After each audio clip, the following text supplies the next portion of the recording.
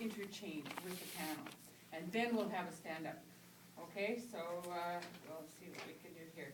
I want to tell you that Claudette Commanda was born and raised on the Kitigan, Zibi, Anishinaabe, Algonquin First Nation community located in the traditional territory of the Algonquin people, the province of Quebec.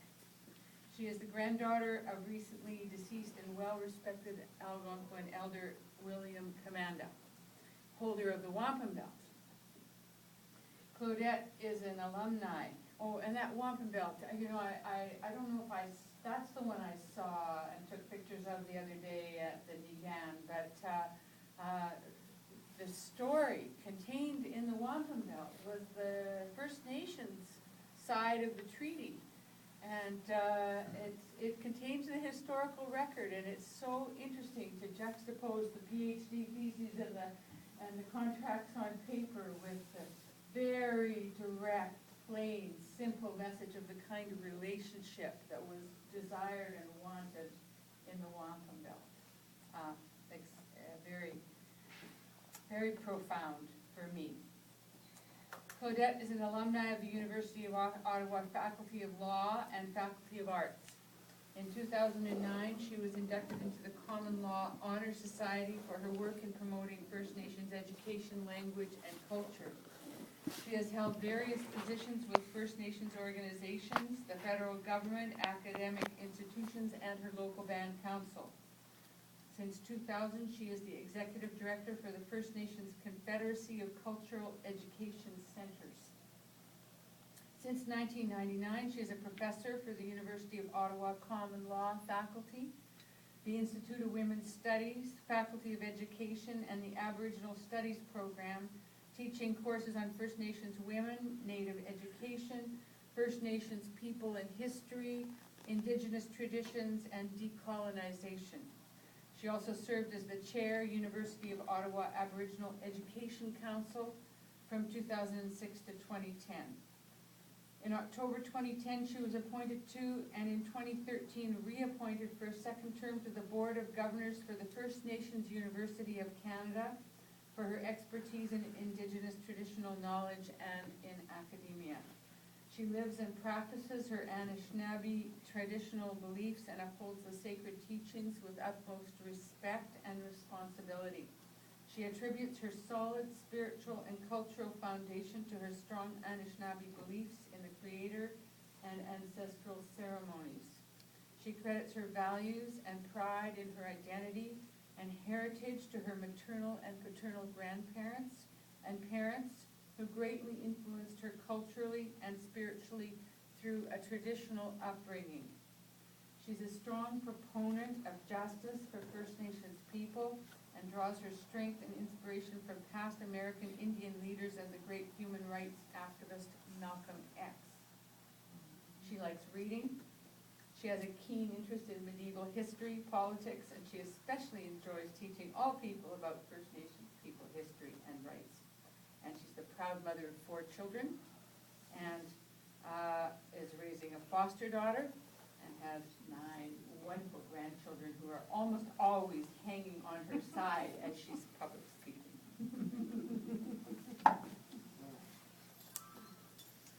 Claudette. Thank you for those kind words. But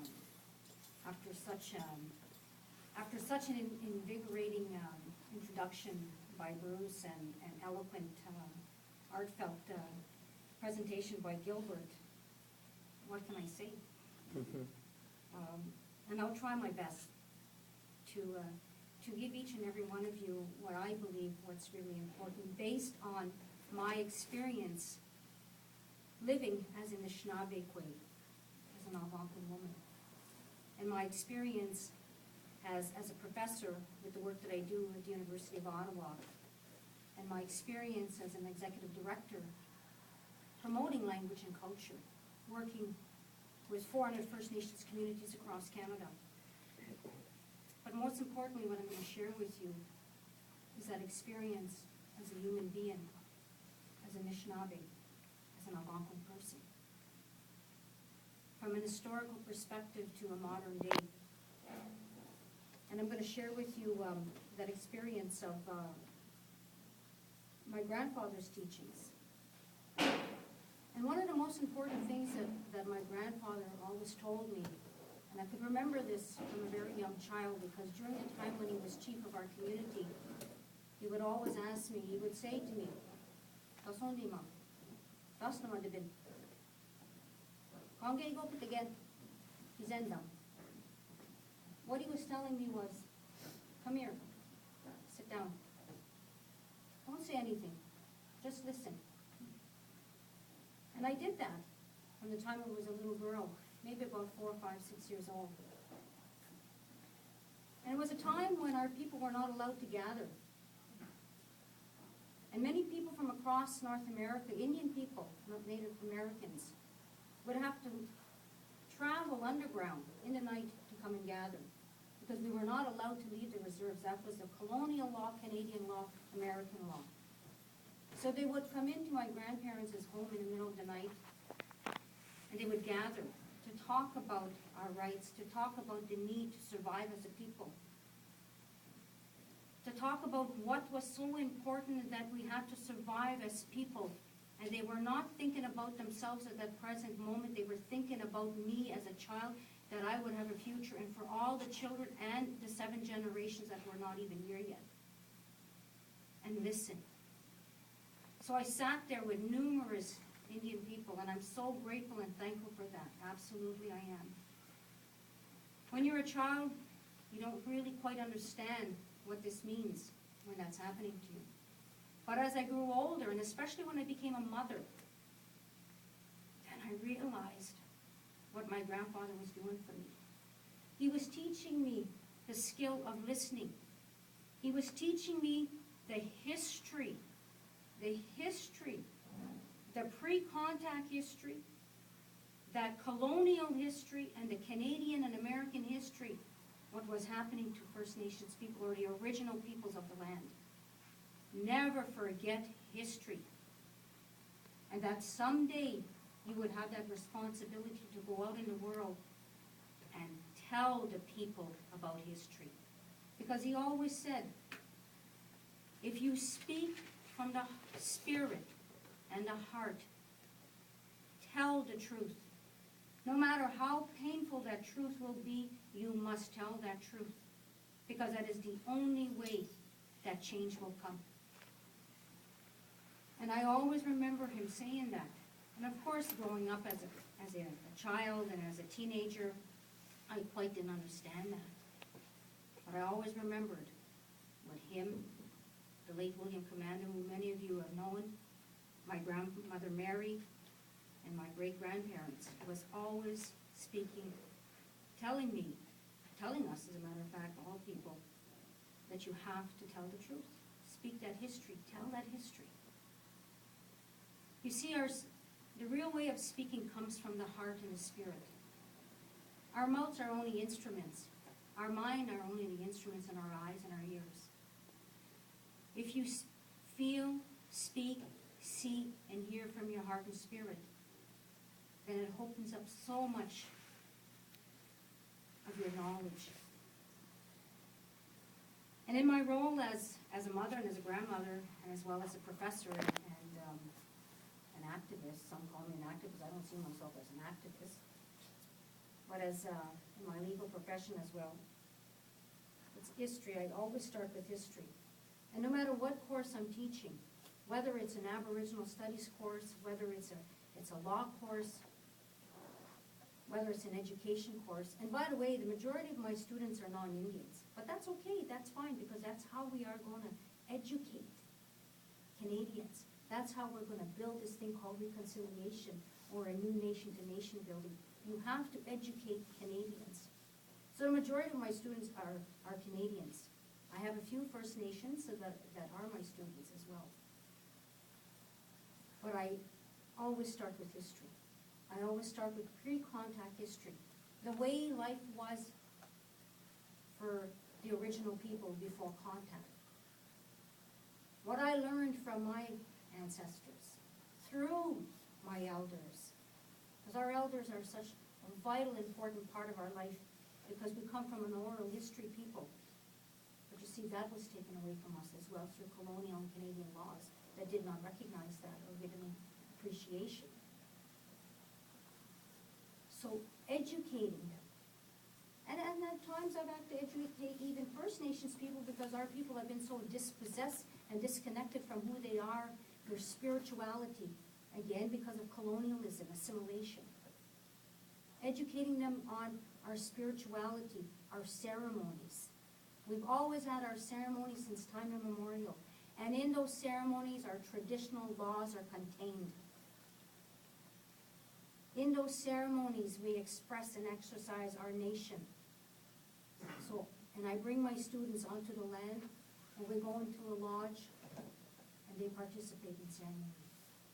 The next step is educating them on European history.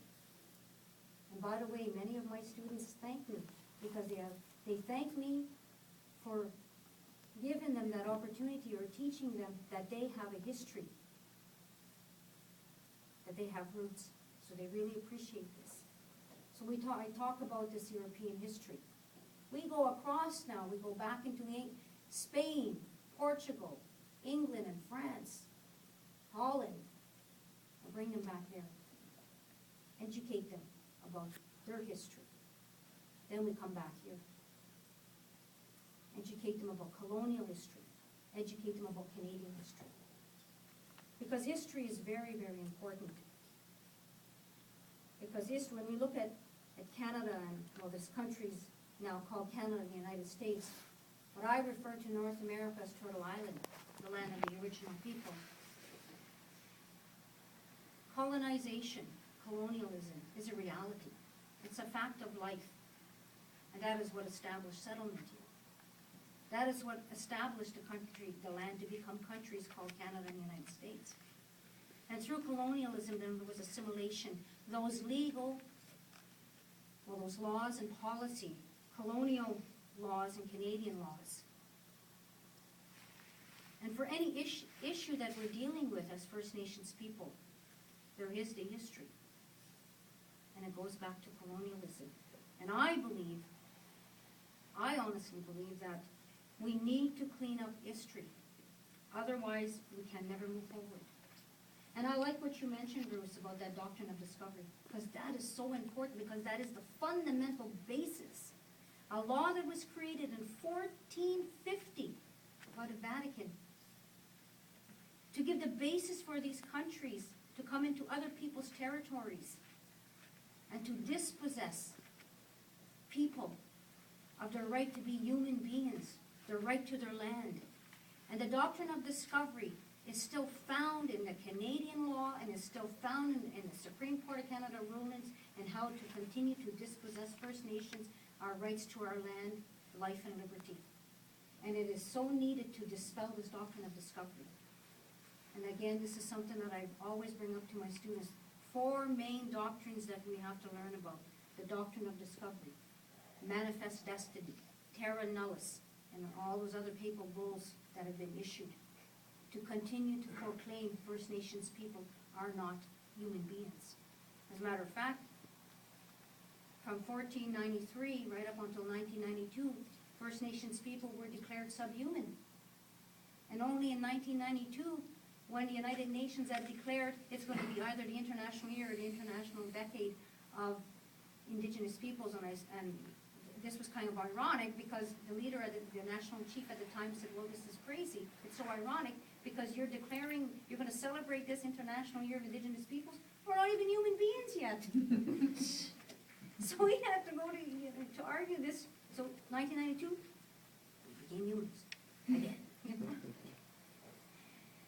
So history, it's really important to know that, and we have to go back to history. To go back into time and learn those doctrines. Colonial laws that set those doctrines, like this doctrine of discovery, had set the tone for colonial law and Canadian law. And I sum it up to 3 R's that First Nations people were subjected to and that continue to live those legacies of religion, reserves, and residential schools. Because we all know that religion was used as a weapon against us to assimilate us, to change us from being the right to being who we are